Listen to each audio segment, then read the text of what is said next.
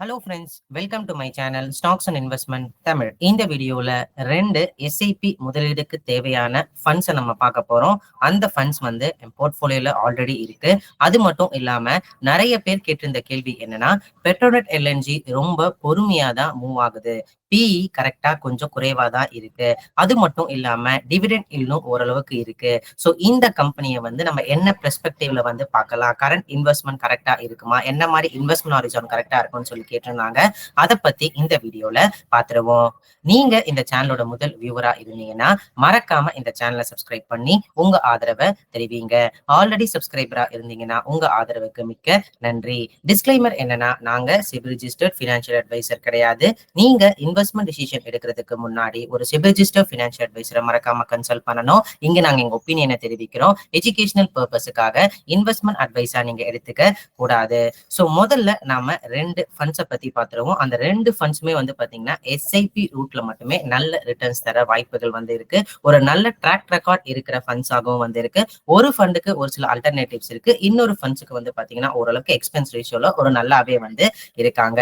So முதல் நம்ம பார்க்க போற ஃபண்ட் என்னன்னா ஹெச்டிஎஃப்சி லார்ஜ் கேப் ஃபண்ட். இது முன்னாடி ஹெச்டிஎஃப்சி டாப் 100 ஃபண்டா வந்து இருந்துச்சுங்க. ஸோ ஹெச்டிஎஃப்சி டாப் 100 ஃபண்டா இருக்கும் பொழுதே வந்து பாத்தீங்கன்னா என்னோட போர்ட்ஃபோலியோல இந்த ஃபண்ட்ஸ் வந்து ரொம்ப நாளா இருக்கு. ஸோ இந்த கம்பெனியோட ட்ராக் ரெக்கார்ட் பாத்தீங்கன்னா 29 இயர்ஸ் வந்து இந்த ஃபண்ட்ஸ் வந்து இருக்குங்க.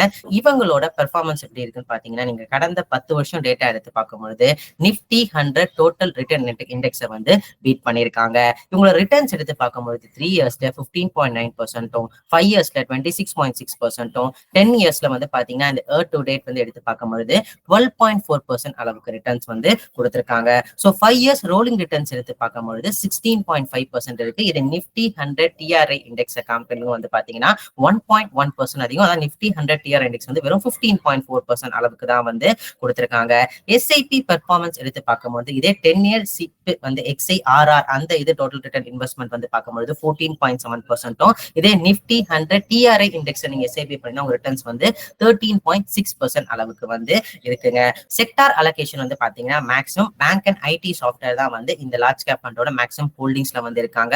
போர்ட்ஃபோலியோ கான்சென்ட்ரேஷன் வந்து ஒரு 40 to 50 ஸ்டாக்ஸ் இருக்கு. அதுல 10 ஸ்டாக்ஸ் மட்டுமே 58% அந்த போர்ட்ஃபோலியோ வந்து ஹோல்ட் பண்ணிக்கிட்டு இருக்கு. ஸோ இதுல நான் பாக்குற ஒரு நெகட்டிவ் என்னன்னு சொல்லி பாத்தீங்கன்னா, நெகட்டிவ் எக்ஸ்பென்ஸ் ரேஷியோ வந்து 1.02% அளவுக்கு வந்து இருக்குங்க. ஸோ அந்த எக்ஸ்பென்ஸ் ரேஷியோ கொஞ்சம் ஹையரா வந்து பாக்குறேன். பிளஸ் எந்த மாதிரி இன்வெஸ்டர்ஸ்க்கு சூட் ஆகுனா கொஞ்சம் ஹை ரிஸ்க் இன்வால்விங் இன்வெஸ்டர்ஸ்க்கு வந்து சூட் ஆகும். பட் இதே கேட்டகரியில எக்ஸ்பென்ஸ் ரேஷியோ கம்மியா இன்னும் சில ஃபண்ட்ஸ்கள் இருக்கா அப்படின்னு சொல்லி கேட்டீங்கன்னா, Nippon India large cap fund direct growth-உம் ICICI Prudential blue chip fund direct growth-உம் வந்து இருக்காங்க.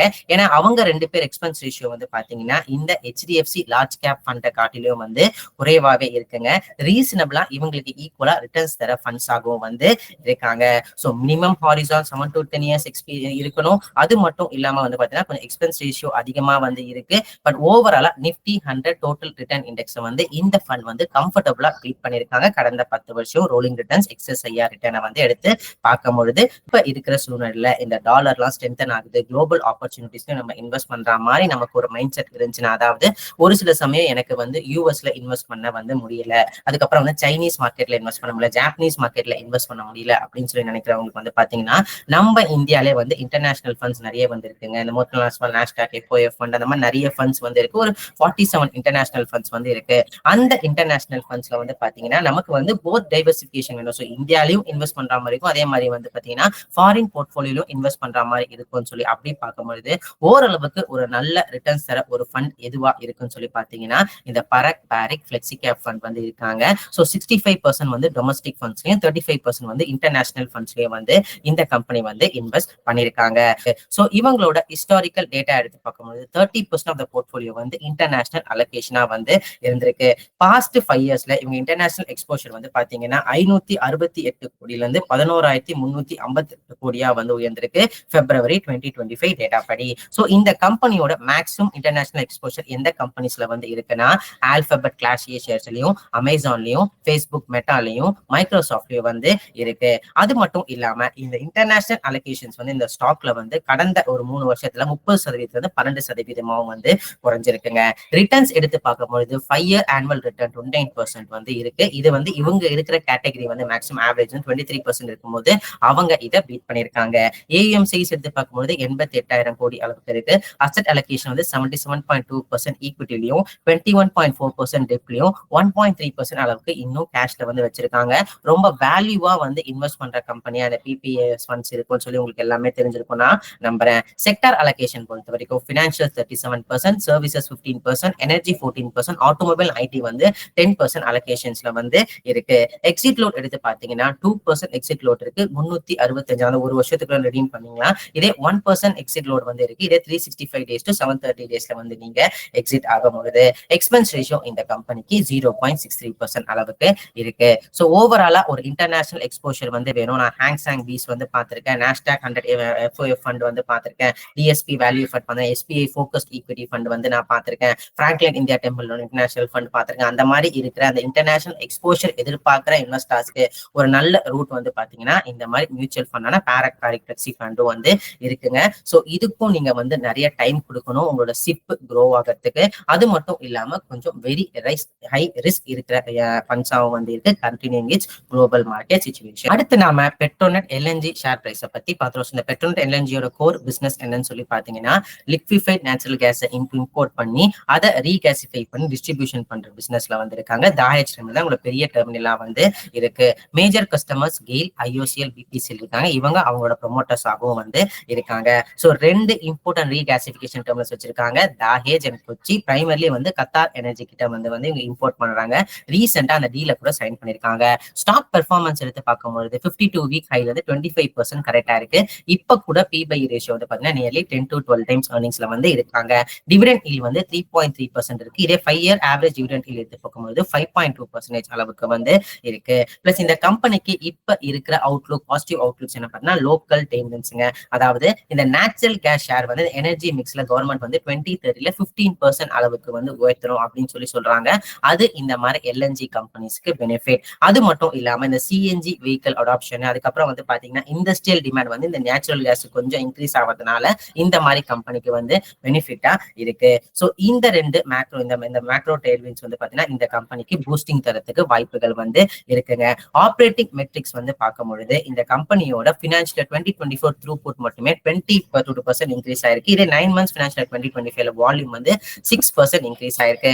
கெபாசிட்டி யூட்டிலைசேஷன் எடுத்து பார்க்கும் பொழுது 95.5% தாயர் ஸ்டெடிமேல வந்து யூட்டிலைஸ் பண்ணிருக்காங்க. 100% வந்து 9 months பினான்சியல் 2025 வந்து இன்க்ரீஸ் பண்ணிருக்காங்க.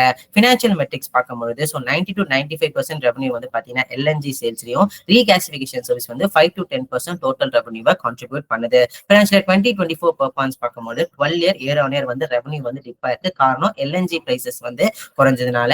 எபிட்டாவும் பிளாட்டும் ஸ்லைட்லியா வந்து டவுன் ஆயிருக்கு 2% இயர் ஆன் இயர்னால. ஏன்னா இவங்களோட ப்ரொமோட்டர்ஸ் கிட்ட இருந்து வாங்க வேண்டிய பணம் வந்து கரெக்டா வந்து சேராதனால. ஆனா கேஷ் பொசிஷன் இந்த கம்பெனிக்கு 7,800 கோடி அளவுக்கு இருக்கு Q2 பினான்சியல் 2025ல. அது மட்டும் இல்லாம 28.5% வந்து இவங்க தாயஸ் டெர்மினல்ல எக்ஸ்பான்ஷன் பிளான் வச்சிருக்காங்க. அது Q1 பினான்சியல் 2026ல வந்து உயரும்னு சொல்லியிருக்காங்க.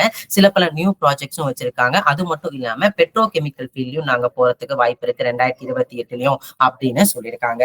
சோ ஓவராலா இந்த கம்பெனி வந்து பாத்தீங்கன்னா நீங்க கணிச்சபடி இப்போ PE கொஞ்சம் கம்மியா இருக்கு, டிவிடெண்ட் ஈல்டும் நல்லா இருக்கு, லோக்கல் மார்க்கெட் கண்டிஷனும் வந்து ஓரளவுக்கு இந்த கம்பெனிக்கு சப்போர்ட்டா இருக்கு. ஆனா இப்ப வரக்கூடிய இந்த ரெகுலேட்டரி பில்லுல ஏதாச்சும் ஒரு ட்விஸ்ட் கவர்மெண்ட் கொடுத்தாலும், அது மட்டும் இல்லாம இந்த எல்என்ஜி பிரைசஸ் மார்க்கெட்ல ஜியோ பொலிட்டிக்கல் டென்ஷன்ல ஏதாவது பாதிக்கப்பட்டாலும் இந்த கம்பெனி வந்து டைரக்டா இம்பாக்ட் ஆகிறதுக்கு வாய்ப்புகள் வந்து இருக்குங்க.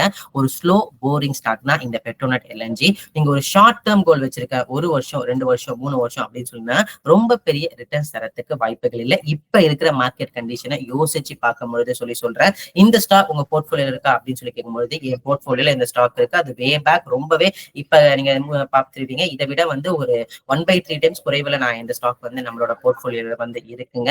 பட் ஒரு ஷார்ட் டேர்ம் கோலுக்கு ரொம்ப பெரிய ரிட்டர்ன்ஸ் இருக்காது. பட் இந்த ஃபுல் க்ரோத் பொட்டன்ஷியலை வந்து அனுபவிக்கணும் ஒரு லாங் டேர்ம் கோல் இருக்கிறவங்களுக்கு மட்டும்தான் கரெக்டா இருக்கும்னு சொல்லி நான் நினைக்கிறேன். ஸோ இந்த ரிஸ்க் ஆப்பர்ச்சுனிட்டிஸ் எல்லாமே பார்த்து நீங்க முடிவெடுக்கிறது வந்து கரெக்டா இருக்கும். இந்த HDFC லார்ஜ் கேப் பண்ணாலும் சரி, பாரக் ஃபிளெக்ஸி பேக் பண்ணாலும் சரி, பெட்ரோநெட் எல்என்ஜி இருந்தாலும் சரி. ஸோ இதெல்லாமே வந்து பாத்தீங்கன்னா என்னோட பர்சனல் வியூ. நீங்க இந்த மாதிரி ஸ்டாக்லயோ ஃபண்ட்ஸ்லயோ இன்வெஸ்ட் பண்றதுக்கு முன்னாடி ஒரு செபி ரெஜிஸ்டர் ஃபினான்ஷியல் அட்வைசரை மறக்காம கன்சல்ட் பண்ணி. நான் செபி ரெஜிஸ்டர் ஃபினான்ஷியல் அட்வைசர் வந்து கிடையாது. இந்த வீடியோ உங்களுக்கு பிடிச்சிருந்தா லைக் பண்ணுங்க. ரெகுலர் வீடியோ அப்டேட் பெல் ஐகானை கிளிக் பண்ணுங்க. மறக்காம stocks and investment Tamil channel subscribe பண்ணுங்க. தேங்க்ஸ் ஃபார் வாட்சிங் stocks and investment Tamil channel.